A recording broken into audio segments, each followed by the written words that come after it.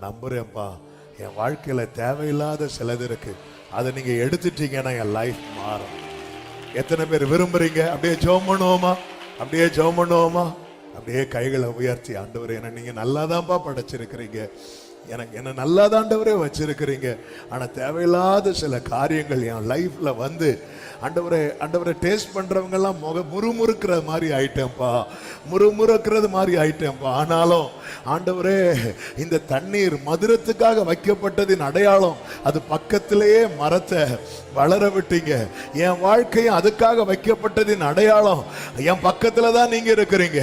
உங்க பக்கத்துல என்ன வச்சிருக்கிறீங்க? உங்க சமூகத்துல வச்சிருக்கிறீங்க.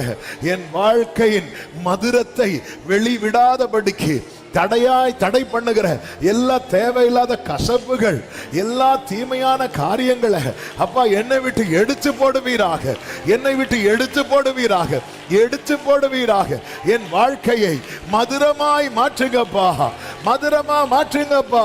அப்படி உண்மையாய் கேளுங்க, உண்மையா கேளுங்க.